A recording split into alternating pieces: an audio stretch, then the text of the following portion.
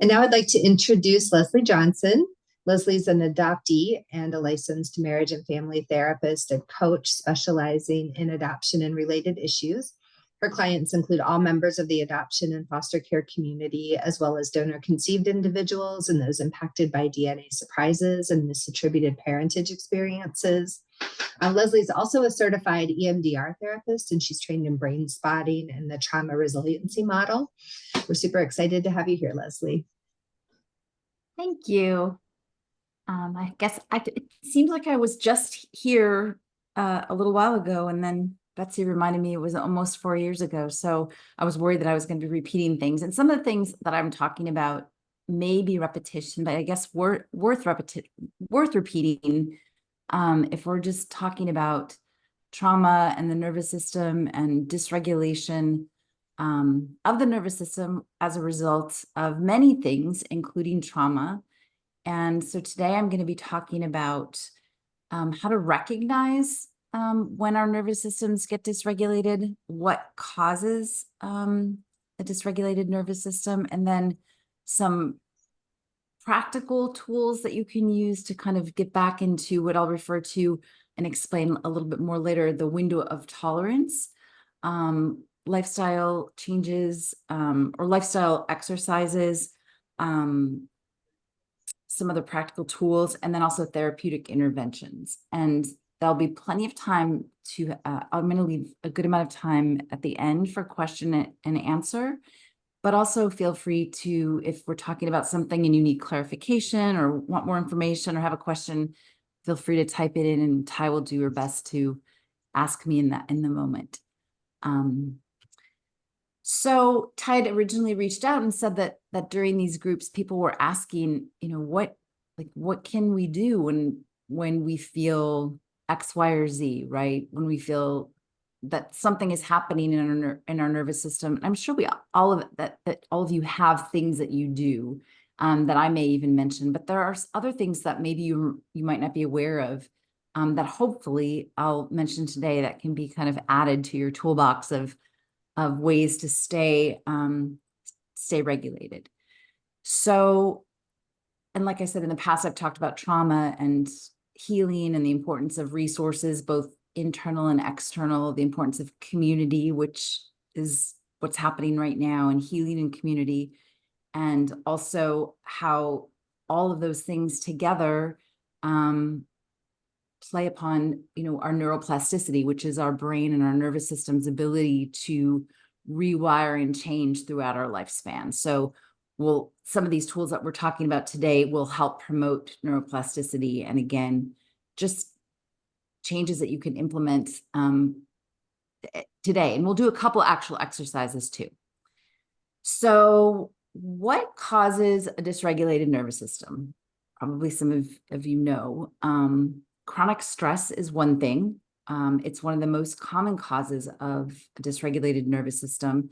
And when there isn't an intervention over time, the nervous system just gets used to being in that state, that hypervigilant state or overwhelm.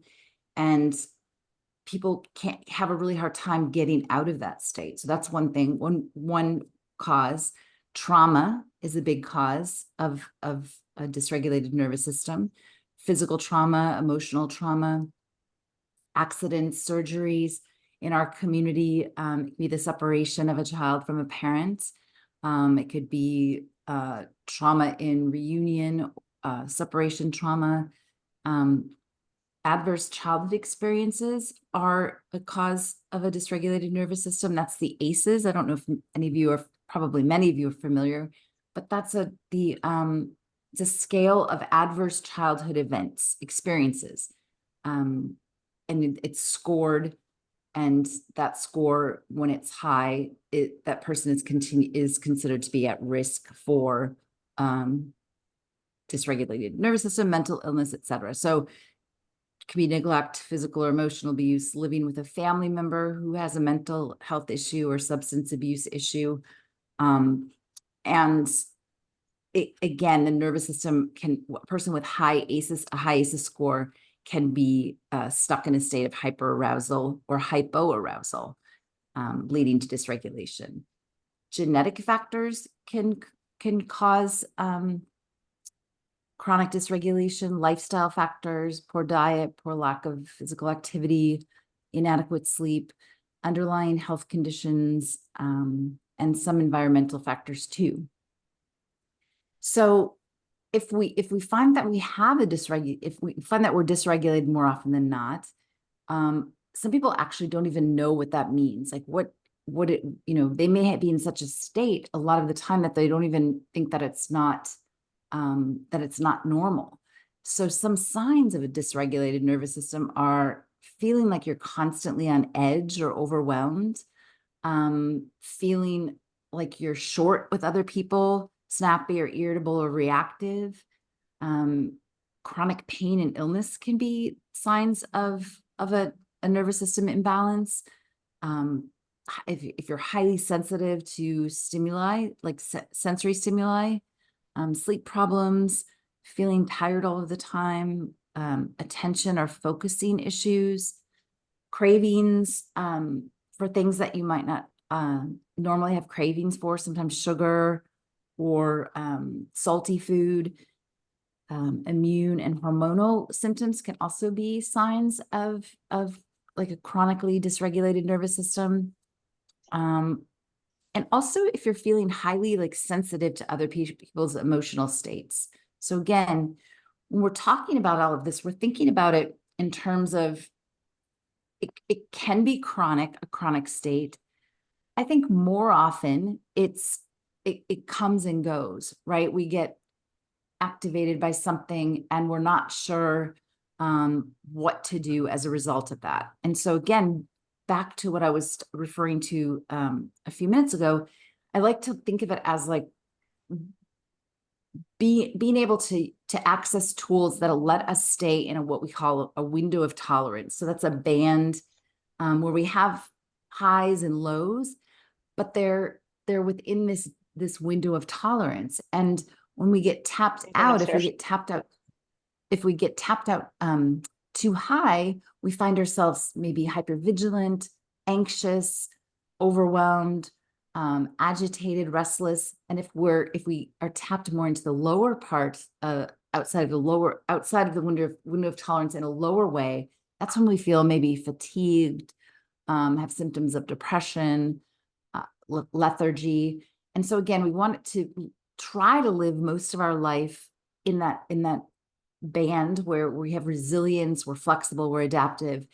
And when we get tapped out, have the tools and skills to get back into that window of tolerance quickly.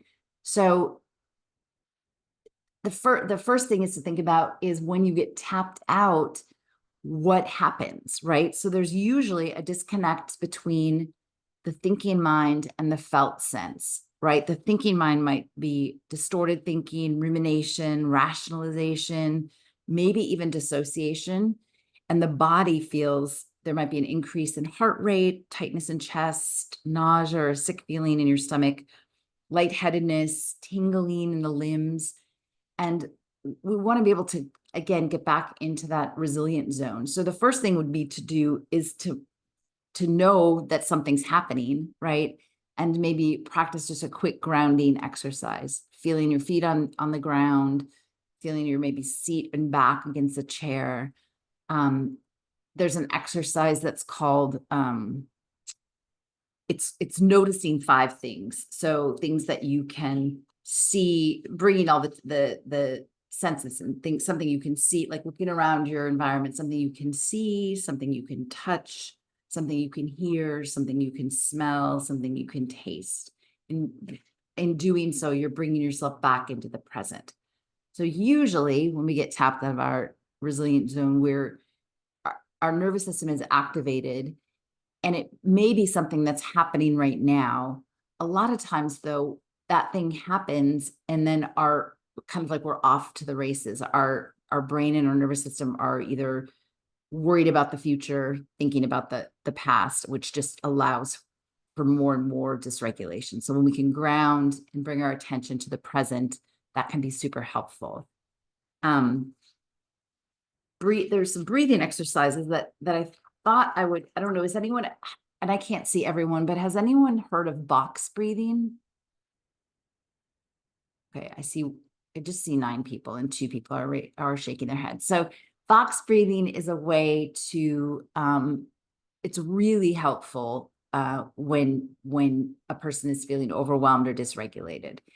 And the way that we do it, and if you guys want to do it, I can do the counting, is you think of your breath following the pattern of a box. So you inhale for 5 counts, you hold for 5 counts, you exhale for 5 counts, and you hold for 5 counts. So you're just kind of going like this. So I can't see everyone, but let's just try it. So we inhale 2, 3, 4, 5, hold 2, 3, 4, 5, exhale 2, 3, 4, 5, hold 2, 3, 4, 5, inhale 2, 3, 4, 5, hold 2, 3, 4, 5, exhale 2, 3, 4, 5, hold 2, 3, 4, 5. So you can practice that and do it. If the count of 5 seems too long or too short, you can do 4 or 6, but just keeping it even, and do a few sets of that, and you will notice that your nervous system, you feel calmer, you feel like there's more space. If you had tightness in your chest, that might kind of quiet down. It's really, really helpful. And what we're doing with breathing exercises is we're activating the parasympathetic nervous system, which we call the brakes of the nervous system. There's the sympathetic nervous system, which is like the gas pedal, and the parasympathetic, which is the brakes. And so in breathing exercises like this, we're bringing the brakes of the nervous system online. Another breathing exercise is called the 4-7-8. And I think that the person that most people credit for this is Andrew Weil, W-E-I-L. He's been around for a really long time, and I think he's just so full of wisdom. But that breathing exercise is really good for sleep. So if you find yourself waking up in the middle of the night, it can be really helpful in helping your nervous system calm down and go back to sleep. And what that exercise is inhaling for a count of 4, holding for a count of 7, exhaling for a count of 8. And it's recommended that you do that about 4 times. And what I can do is I have little, they're just YouTube videos of all of these breathing exercises. So if you want those, if that seems helpful, you can just shoot me an email and I'll send them to you. But the 4-7-8 is great. Let's just say though, you're at the supermarket or you're, in your car and you're concentrated on driving, but you feel that you're tapped out of your window of tolerance. Even simply letting your exhalation be longer than your inhalation activates the parasympathetic nervous system. So that might just look like you're breathing in regular and you just exhale for longer. So that you can do anywhere without having to count or, visualize the box. So you can just note that, okay, I can breathe in. And if I just let my exhalation be a few counts longer, that can be really helpful. So in terms of lifestyle interventions to help with nervous system dysregulation, again, these are really practical, and you've probably heard a lot of them. I think they all add up too. So even if one sounds familiar, it's like, oh, I do that some of the time. But really, if we think about, these are like ways of living a life where we're taking care of our brain and our body and our nervous system. So sleep is a really a big one. And sometimes that's like, it's which came first, right? I'm feeling dysregulated because I didn't get good sleep, or I can't sleep. And that's, it's like, so just practicing good sleep hygiene as much as possible. Again, breathing, there's the breathing exercises we just talked about. There's other more therapeutic breathing techniques like holotropic breath work that can be really helpful for the nervous system. Movement, jogging, dancing, exercise, walking, co-regulation with either a person that we really trust or a pet can be really helpful. Yoga, Tai Chi, these are, again, really practical. Limiting screen time if we're feeling really anxious. Cold plunges, whether that's like a really big thing right now, but what we're finding out is that it doesn't have to be a formal cold plunge pool. It can just be a really cold rinse after a shower. But that is really, really helpful in flooding the system with dopamine, which is a really, really calming neurotransmitter. Meditation. I always talk about meditation, and that can be, people will always say, oh, I can't sit still, I can't clear my mind, but that's really not the kind of meditation that I'm talking about. I'm talking just about moment-to-moment awareness. So more of a mindfulness practice where you're just noticing what's happening in the moment. So it might be a sitting meditation, it might be a walking meditation, but again, focusing, like paying attention with intention, right? To kind of what you see, what you feel, as if it's a walking meditation or movement meditation, or using your breath as an anchor. That's a really, really helpful tool. There are lots of apps. There's Calm, Insight Timer, Mindful Awareness Research Center out of UCLA is great. Headspace. I think those are pretty easily accessed.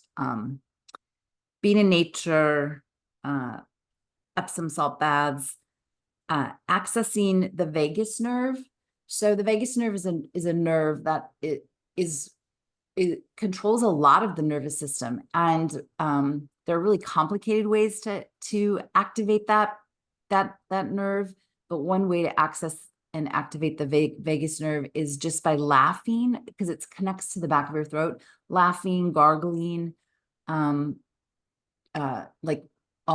the noise, that can be really helpful.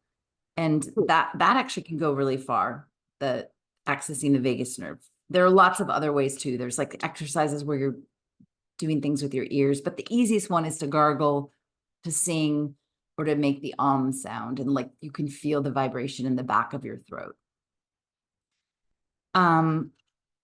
So other interventions, so those are some lifestyle interventions. There's also kind of, I don't like to go too deep into this because I'm not a nutritionist, I'm not a dietitian. But personally, I have found, and so that I do recommend these certain things to my clients. And again, I'm not a nutritionist, but they've helped me a lot.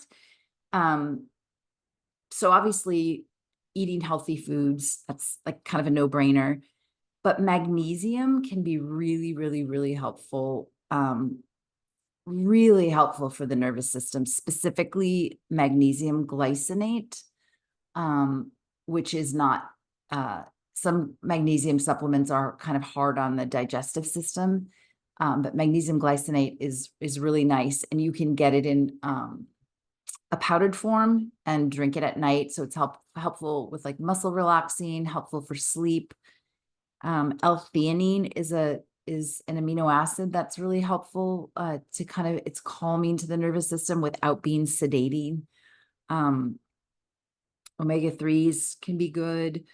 And again, kind of high quality nutrition. How much magnesium? Oh, great question. 400 to 600 milligrams. I think 400 milligrams. That's what I take, but some people kind of go up to 600. And L-theanine, I think it's like 200 milligrams, but I've been told like you can't really take too much. Within reason. I think that it's not something that can harm you if you take too much. But I think what I take is 200 milligrams. So again, these add up over time. So these are kind of practical things that you can do: the breathing exercises, the being out in nature, the kind of dietary things. And then moving into actual therapeutic tools, right? So therapeutic interventions, not tools. And there are a lot of them. There's talk therapy, right? Talk therapy is great. It's connecting with another person. I do talk therapy with my clients all of the time.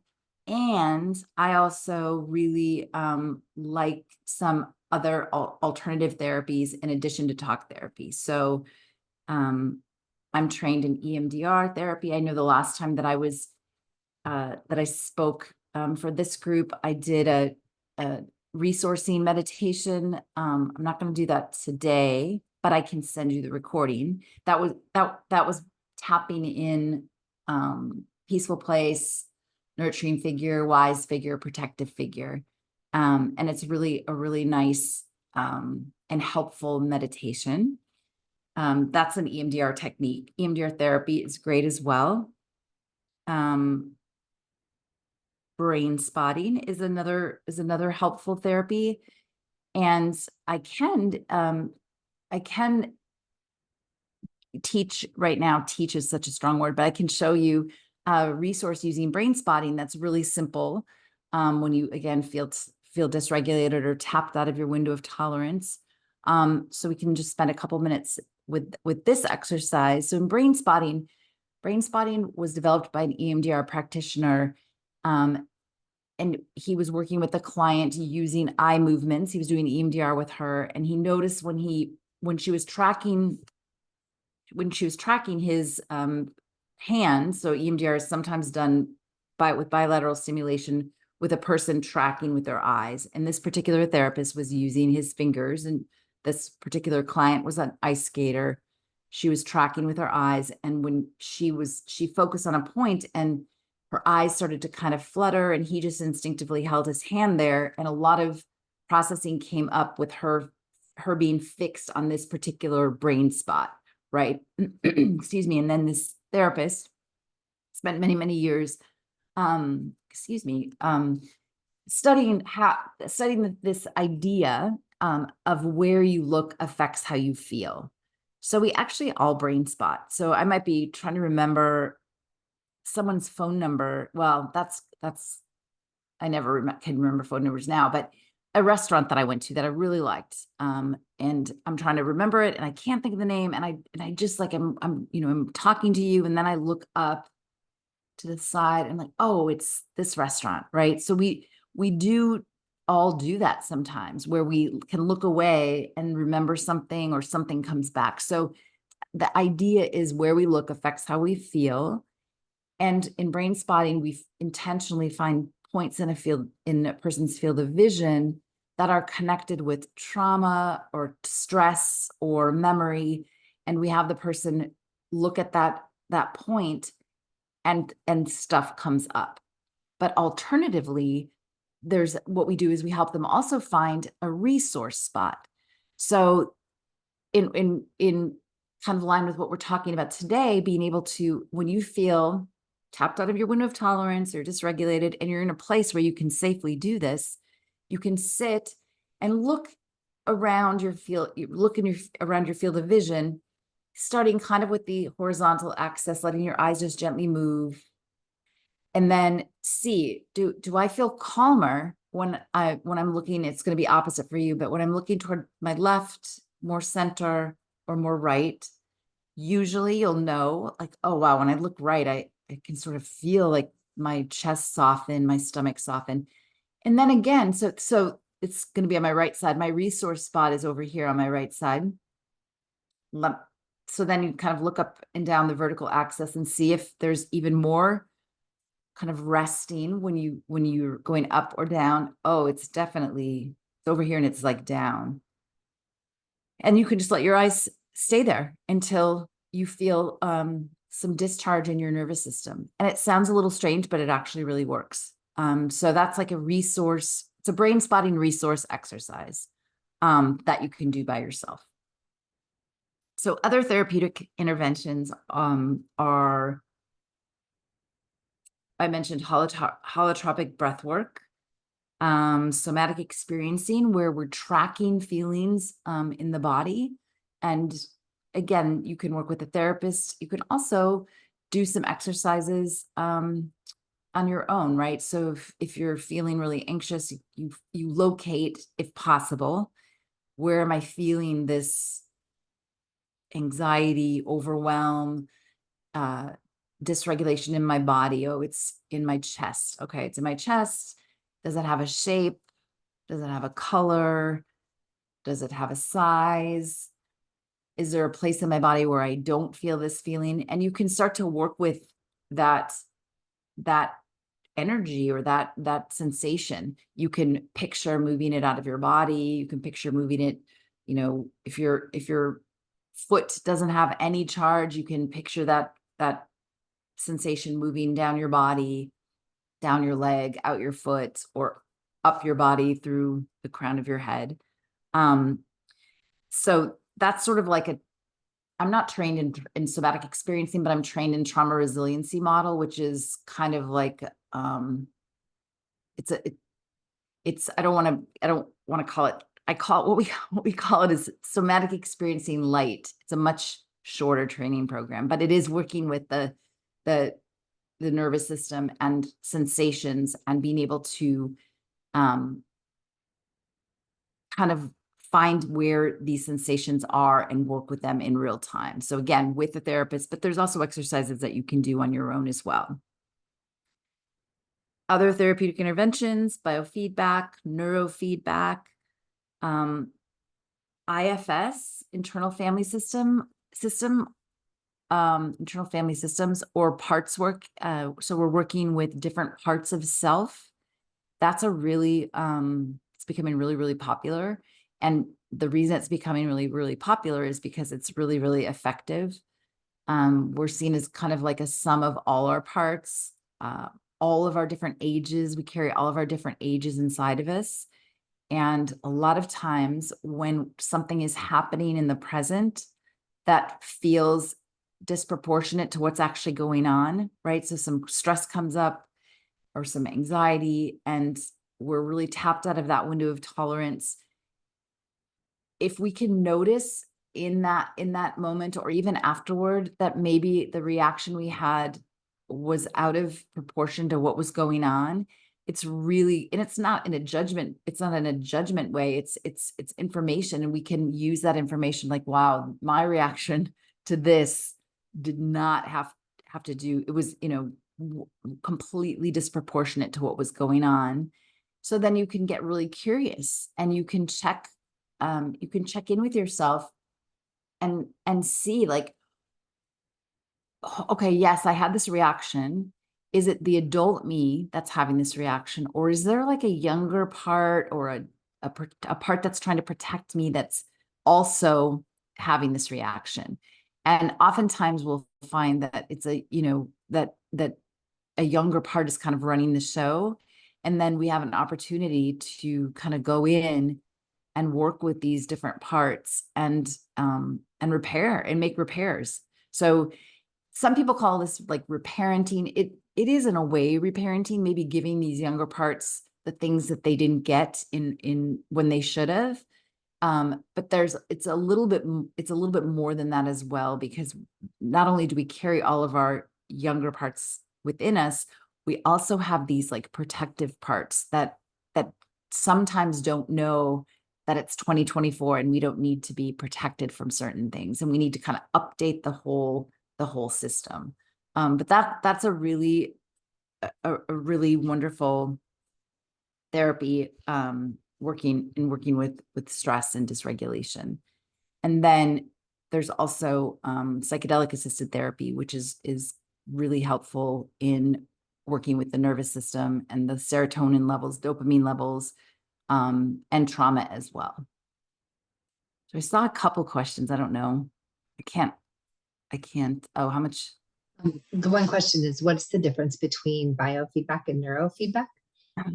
That's a really good question. So I'm mostly familiar with neurofeedback, and I'm not trained in it, but where you're working with, so you work with a therapist, they attach electrodes to different parts of your head, and they have you watch something, or they have you talk about something and it's kind of a passive, it's a passive form of therapy where you're paying attention to something else as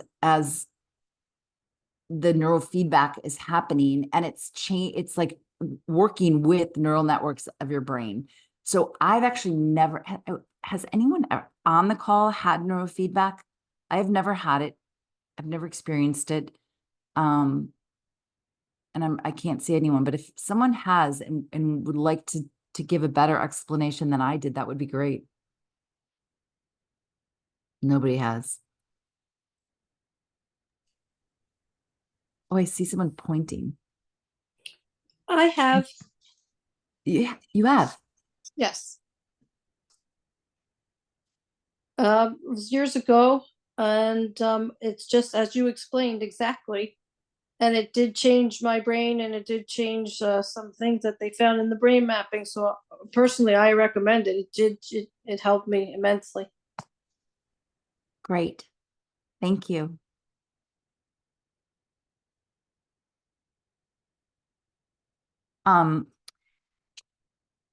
So this is, I mean, and I can go further into anything that I mentioned. I think, one thing is it's like practicing some of these things, right? So practicing mindfulness, I didn't mention self-compassion. I think I always tie mindfulness and self-compassion together. So a mindfulness practice, and then also utilizing self-compassion, which is like really working on treating ourselves like we would a good friend, and talking with ourselves like we would a good friend. Because sometimes I think the messages that we get around taking care of ourselves, working with our nervous systems, is that, it's like, who has time, or it's, it's selfish. And really, if we can bring in self-compassion and recognize that there's nothing selfish about taking care of ourselves, if we're doing well, feeling well, being well, all the people around us benefit, right? So I think, the mindfulness and the self-compassion piece can be really helpful in applying that to the whole picture, right? And trying some of these other tools and techniques and just see what happens over time. It's not something you just kind of do once and expect to get a real long lasting effect, because a lot of times, and I'd really be curious if I have a couple questions that were sent to Ty, who sent them to me, that I'm going to answer, but I'm really curious what's worked for you, or what, what kinds of things are any of you working on or working with that are helpful. So I'm going to open it to questions, comments, kind of informally. We have about 20 minutes left, or a little more than 20 minutes, but I'll answer the two questions that were sent to me via Ty. I think I already did answer the one, but this one we kind of talked about, how do we recognize the symptoms of stress, and how do we know when to put the skills to use? So I think the symptoms, the ones that I mentioned, right? If you're feeling constantly on edge, snappy, irritable, unexplained pain, fatigue, sensitivity that didn't used to be there, in terms of like sensitive to other people, sleep and attention problems. I mean, I think those are some of the main ones. And the thing about chronic, so we're talking about dysregulation, chronic stress. I mean, it can be really detrimental to physical health too, right? It can add up and be, cause a lot of what people are describing as like chronic fatigue, fibromyalgia, heart problems, pain, unexplained pain. So it really, this is really important. It's really important to kind of get tools to avoid all of that. The second question, and then I'm going to answer your question, Marnie. So this I think I kind of answered too, but this person is saying, after 16 years of parenting high needs kids, things are finally a lot easier. However, the years of stress have taken their toll, and sometimes I sometimes feel dead inside and low level dissociate. How do I heal now that I have time and space to do so? I mean, now is a great time, right? So to be able to recognize what your symptoms are, and then pick a handful of things that you can easily do and put them into practice. Because again, with in terms of like neuroplasticity, if we're thinking about the brain's ability to change and rewire throughout our lifespan, it doesn't really matter when we start doing some of these things. It just matters that we do.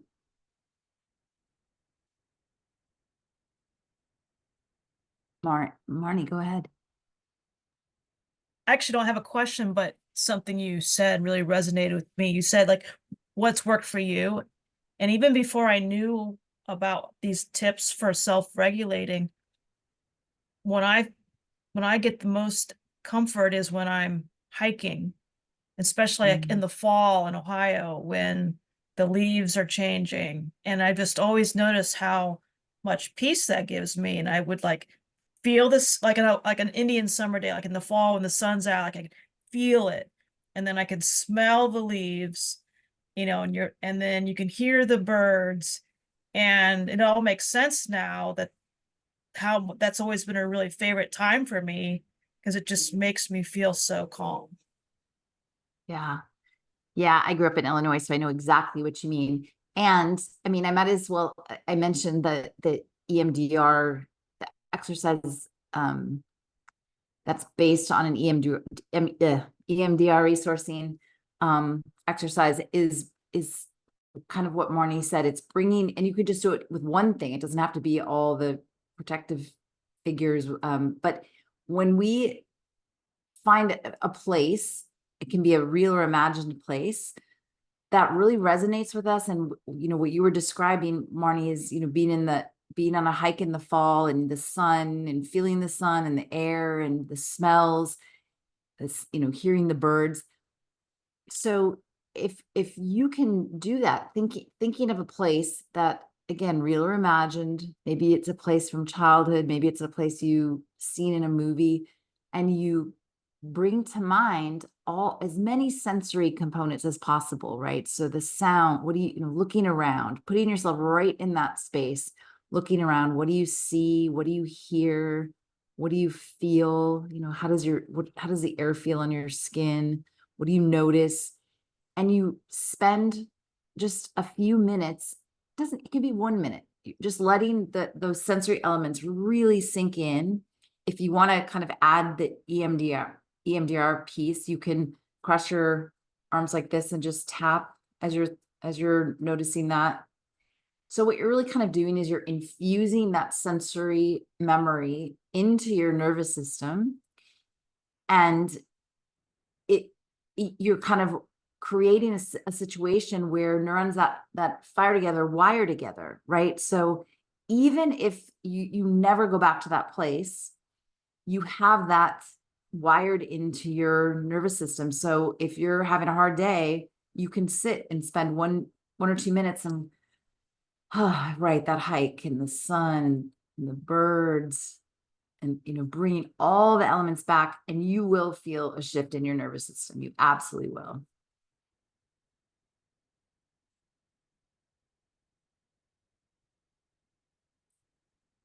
What does EMDR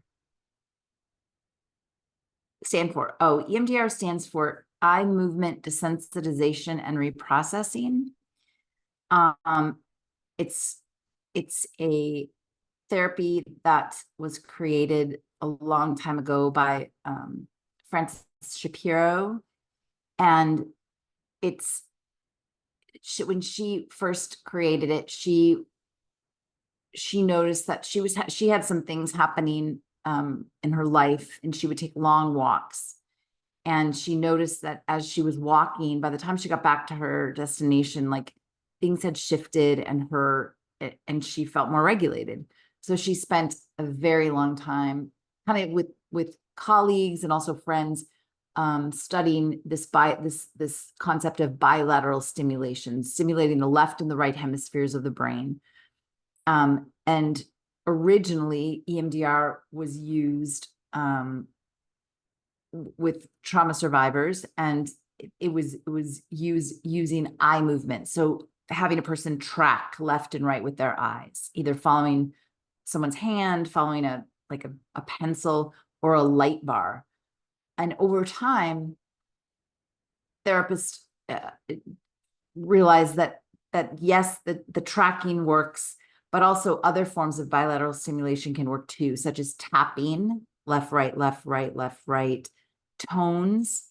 So bilateral music that actually, when you listen to it through headphones, it alternates left, right, left, right, left, right. So Frances Shapiro really she did a ton of research, and then said, here's what I have, and make this your own, right? So now there are many forms of EMDR. There's Laurel Parnell has worked with attachment focused EMDR. People have perinatal EMDR, EMDR with kids, art therapy EMDR. So it's a real versatile therapy, but the original acronym is eye movement desensitization and reprocessing.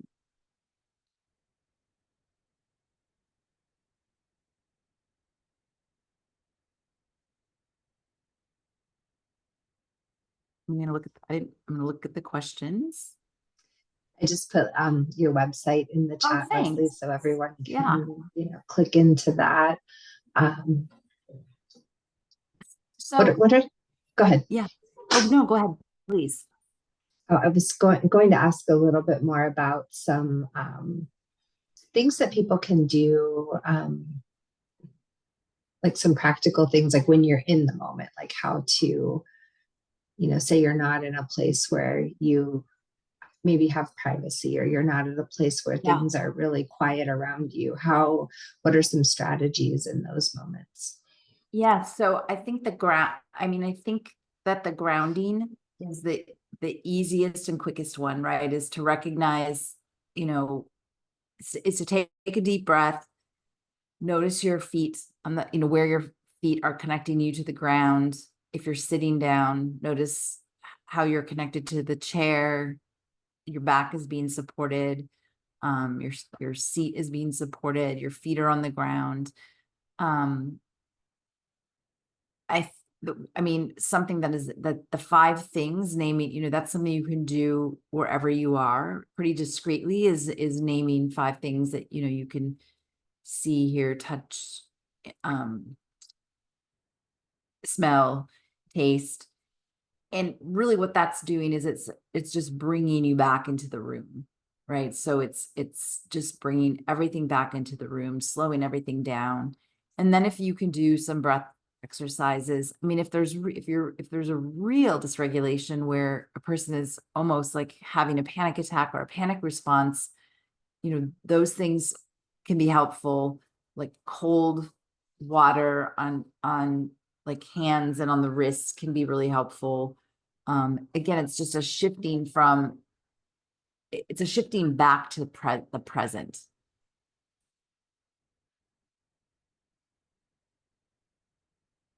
Let's see. I know someone who could benefit from these. If we know of someone who could benefit from these techniques, do you ever serve individuals? Do you mean work with individuals? Yes. Yes, exactly. Yes. Yeah. Okay. Yeah. Perfect. I have somebody in mind that definitely could benefit. Thank you. Yeah, sure.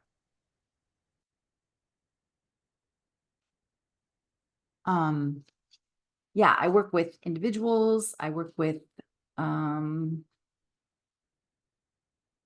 adult individuals, teenagers, groups, some groups. We have some medicine, ketamine assisted therapy is legal in California. I don't know if it is there in Ohio. So I'm also working with with psychedelic assisted therapy in both group and individual manners.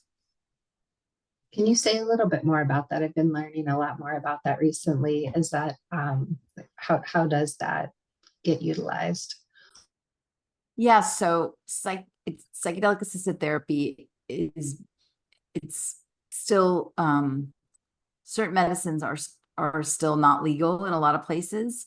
Ketamine seems to be one that is legal in a lot of states. And really they're being studied in such beautiful, amazing ways. I mean, Johns Hopkins has a huge study. They've been studying these medicines for years, as has UCLA and Stanford. And in a nutshell, what happens is the psychedelic medicines upset the brain's default mode network and allow for a person to have a new experience while they're in the medicine space. And so what I mean by that, the brain's default mode network is kind of like what we think all day long, right? Like it's kind of like the neural networks that are the really grooved paths in the brain, right? I'm not smart enough. I'm not lovable. Things don't go my way. Any thought pattern that is really just like really ingrained. And a lot of other things can help with that too. But the psychedelic medicine has a real and also that could be with trauma, right? Traumatic memories, flashbacks, the default mode network. It's those deep grooves in the brain that the mind just kind of, the thinking mind just goes, that thinks the same thing. So the psychedelic medicines upset the default mode network, allow for a new experience. So in the medicine, a person might have more compassion for themselves, more compassion for other people in their lives. They might see their trauma in a different way. They might feel somatically a release or relief. And that's the new experience. It might be a different relationship, like a different way of looking at a relationship, at a past, something that happened in the past. So essentially the thinking mind is given a period of time off, right? So the default mode network is a thinking mind. The thinking mind is given a little bit of time off, and the person is able to have like a new experience. And then after the experience, we integrate the experience, right? So that there's preparation beforehand, then the actual experience, and then integration afterward. So this talking about what came up and how they would like to use that moving forward. So it's kind of like a bunch of therapy all at once without being therapy. So like it kind of speeds up the process of talk therapy, if that makes any sense. You're not having therapy in the experience, but it does a lot to upset all these neural connections and give a person an experience that they can then integrate moving forward. It's not an end-all be-all cure, but it expediates. It seems to expedite a lot, and people can experience a lot of relief. And we had another question in the chat. When you said we carry all of our different ages inside of us, can you talk more about what to do when we recognize that an earlier age is reacting? Yeah, so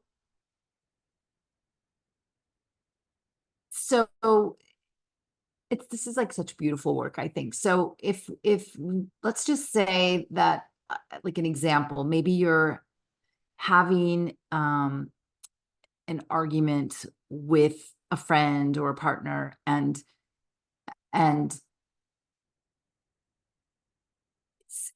so you know, an argument about someone, you know, someone okay, I'm gonna just say someone picks you up late, right? Your partner's supposed to pick you up at 6, and he or she doesn't get there until 7, and you're feeling hurt and like maybe forgotten and disrespected, and there's a fight, and your partner's saying there was all this traffic, and you know, I'm so sorry, and I can't do anything right, and so there's a big fight, right? There's a big fight and a big rupture, and then,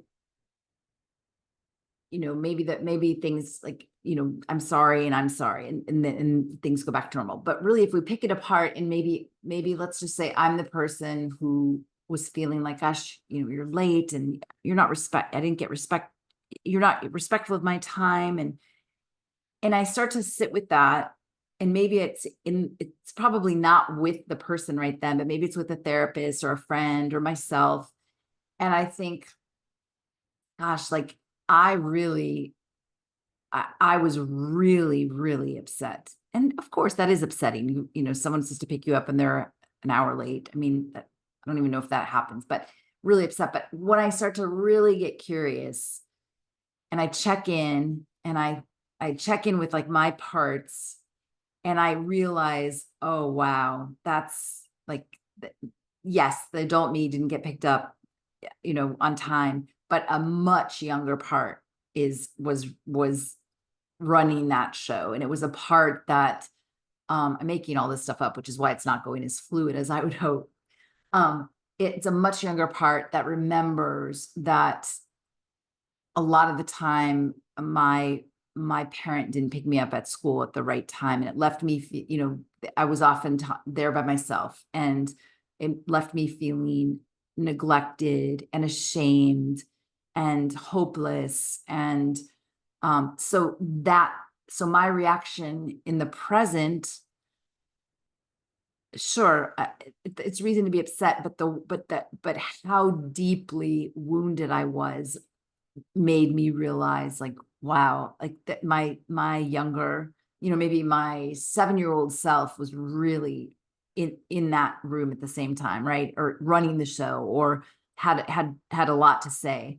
So then what we can do is we can recognize the 7-year-old, let that 7-year-old part know we're there, the adult is there, and even talk to that 7-year-old part, like maybe we would talk to a 7-year-old, right? Like, I'm so sorry you had to go through that you should never have had to wait for your parents. You should have, you know, and I'm so sorry that happened.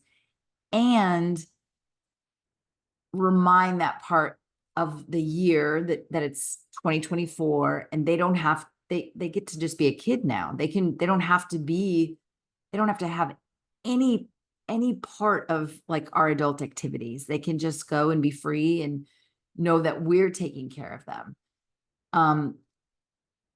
Does that, so we're reparenting that part in hopes that it softens and knows that it's safe now and doesn't have to be on high alert, or take care of the adult us.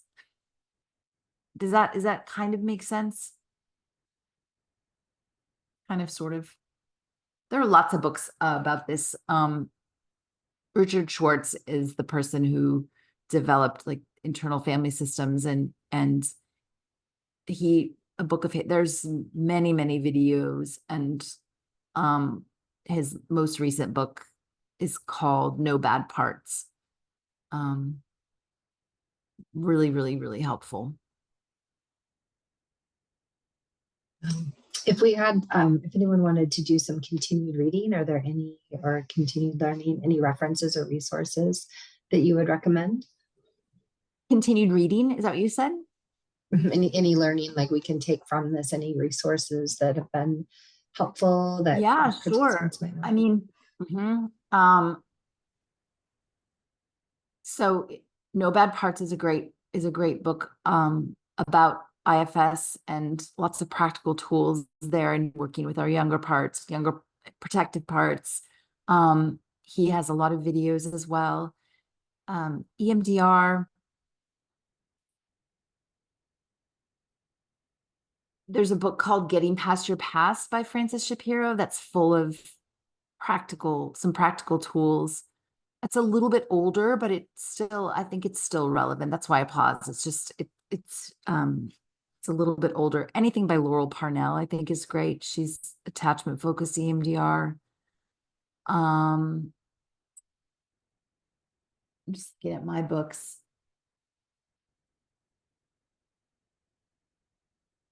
Yeah, I could make a little list, and I'm happy to share it with anyone. I mean, there are lots of books now about psychedelic assisted therapy and people's experiences. There's actually a really good book called What My Bones Know. Let me just double check and make sure that's right. That talks about a lot of therapies. Let me just make sure that's right. Just 1 minute, please. I just recently read that book. That's a really good one. Is it called What My Bones Know? It sure is. Okay. That's a really good book. Great. Thank you so much for that. Yeah. We're getting kind of close to the end of the hour. I just wanted to let everyone know I put some reference links in the chat for how to find our recording for this talk and past recordings for the Monday evening speaker series. Also, a place to complete an evaluation. We'd love feedback from everyone who attended. I'd like to thank everyone that joined us tonight, for our presentation. And also, I want to thank you, Lesli, for sharing so much with us and for volunteering your time with us this evening. As many of you know, Adoption Network Cleveland is a nonprofit organization serving individuals and families impacted by adoption, kinship, and foster care through support, education, and advocacy. We're a membership organization, and we hope that you'll consider joining as a member. To find out more about our organization and to support our work, please visit our website at adoptionnetwork.org.